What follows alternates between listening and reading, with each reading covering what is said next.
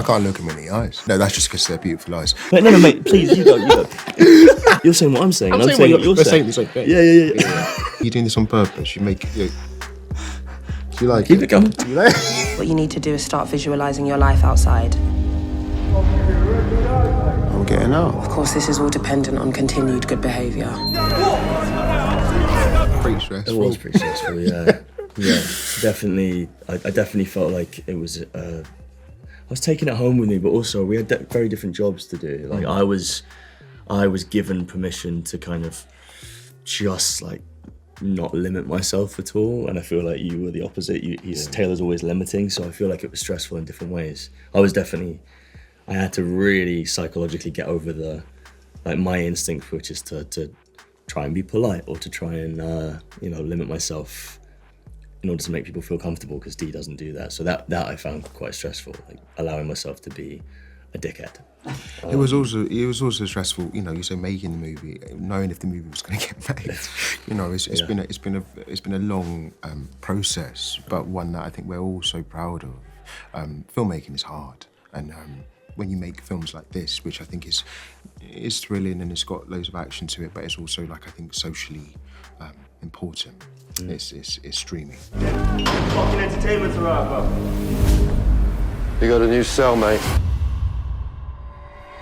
My work always starts with the script, and that's how I've decided whether or not I'm going to do something, is because if the character feels full and it feels like the backstory is kind of there for me to just if I lift the lid, it's there. And it was for Dee, and then a lot of that stuff came through thinking through his backstory, thinking about his childhood, where he comes from.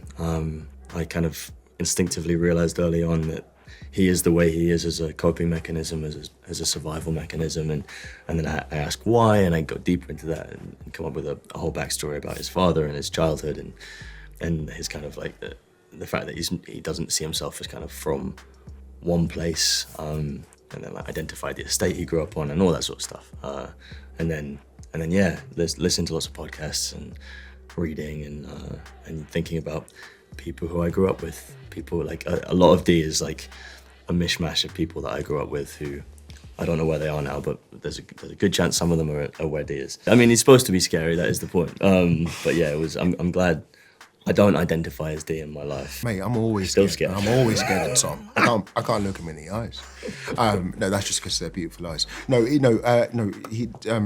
Tom, I cannot speak highly enough of this guy. He's not just a great actor, but he's also a really good friend. You need the material that we had. You need someone that you feel comfortable with to delve as deep as I think we did, and that was the basis for go into places that we felt were really uncomfortable, including vomit and things like this. So, yeah. But I mean, sorry, we're just showering praise on each other. He anchors the whole thing. Dee couldn't be Dee if Taylor wasn't so grounded and raw and vulnerable and anchored, and that's just a testament to the depth that you can tap into. It's so nice when you're going into work every day, doing something difficult on a difficult job that's about difficult things, but you look across the room and it's a two-hander with someone who you can just trust implicitly. I think it was a quick, difficult shoot, but it was one of my favorites ever. Yeah. Thanks, that's because of the people we did it with, Yeah. We are open for business. Can't have all that shit in here. Yo, man, you need to relax. You fucking messing with my zen. It was tricky, man. We have to shout out our wonderful stunt team who worked so hard. I always say I don't think the stunt people get shouted out enough. They don't get their flowers enough. Yeah. They work to make not just make it riveting, but also make it real, and also make it safe. Our stunt rehearsals was probably the only rehearsals we really did, because we shot this in 18 days. We had cardboard boxes that were stacked up against each other to mimic the cell. If you smash into the side, it would topple over. So it kind of forced us to feel in this real space. And the craziest thing is that, again, this is not no Hollywood version of this film. This is real. Grown men are sleeping on bunk beds in these tiny cells and having full-blown brawls. They gave us all of that. So it was tricky, but we loved it. Who else is serving up? Well, no. It's his business. Anything that was used in a fight was never a real blade, obviously. But yeah, I mean, testament to the design team. They made everything look and feel so real. I mean, most of the things were real, but obviously the blades couldn't be if we're like using them. But the main thing was, sorry. No, sorry, no. But I'm just going to say, which one? Please. We're so not Taylor and Dee. We're like, no, mate, please, you go. I was just going to say, don't you think it's so hard to make real stuff feel real on camera? Like, that is genuine. Yeah. I think that's what I'm. Sorry. You're saying what I'm saying. I'm saying what you're saying. The same thing. Yeah. The most important thing I think that we kept saying along the way was, is this authentic? Does it feel real? And we had a charity called Switchback on board with us, who we can't stop singing their praises enough because we couldn't have done it without them, or couldn't have made a film that felt this real without them. And they were in the room with us all the time. We had 1 or 2 or 3 people from that charity with us all the time, always able to look at them and say, does this feel real? Does that feel real? Like, are we glamorizing stuff? We never want to glamorize anything. We don't want to exoticize the violence or anything like that. And so they were always on hand going like, yes, no, that's real, that's not.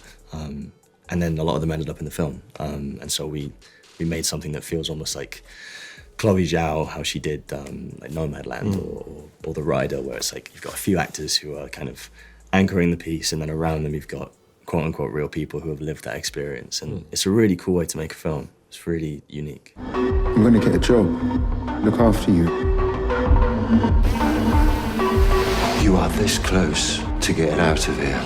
You gotta mess it all up. I feel like we just did this. The acting styles. There is no style. There's only truth, man. And I think that there is this film we wanted to make feel honest. I feel like there's been prison films in the past that I've been made into something that feels like grand, and that's awesome. But that's not what we're doing with this. In order to do that, you need like someone who can get right underneath it, and that's Tom. I think Tom, whatever script he's doing, whether it's Hunger Games, which by the way I thought he was brilliant in, it was Hunger Games or whatever, or Plain Clothes, he's going underneath the text, and that's what he did and we needed. You're making me do it. Are you doing this on purpose? Do you like Keep it? it coming. Do you like I do. He likes it. All the compliments. Yeah. I pretend I don't like it, but I love it. No, it was so nice because we had such different jobs to do. And I think there was always this like counterbalance on set. And you and I are actually quite similar in real life. I think the reason we bonded so much and become close friends is because we do have a lot in common. But actually on set we have to do this counterbalancing all the time that Dee and Taylor are doing.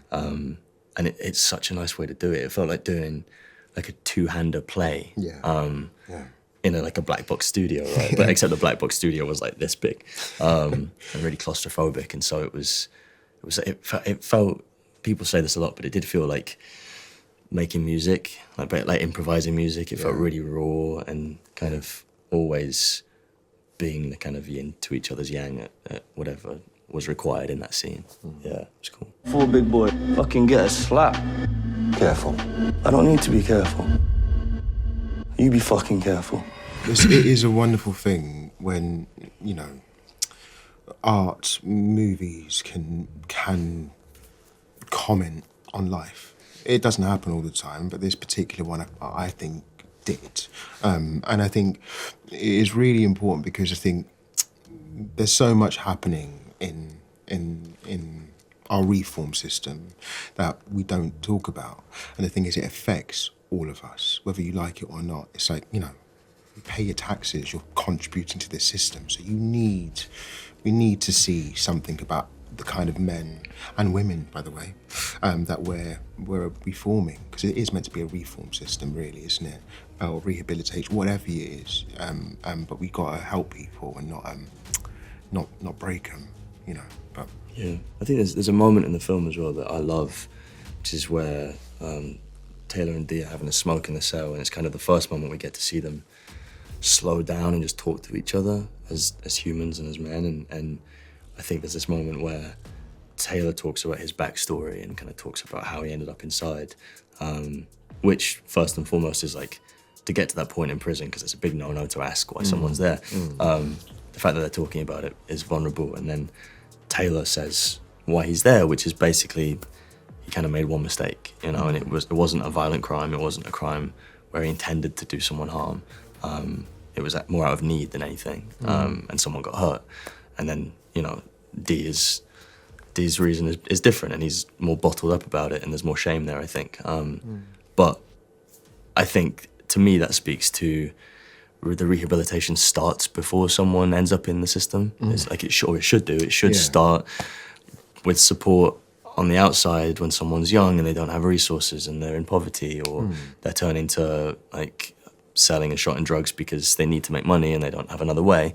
And I think there's more of the focus should be on that. But like before someone gets in the system, it's like, how are we supporting people when they're young and struggling, and yeah, on a systematic level.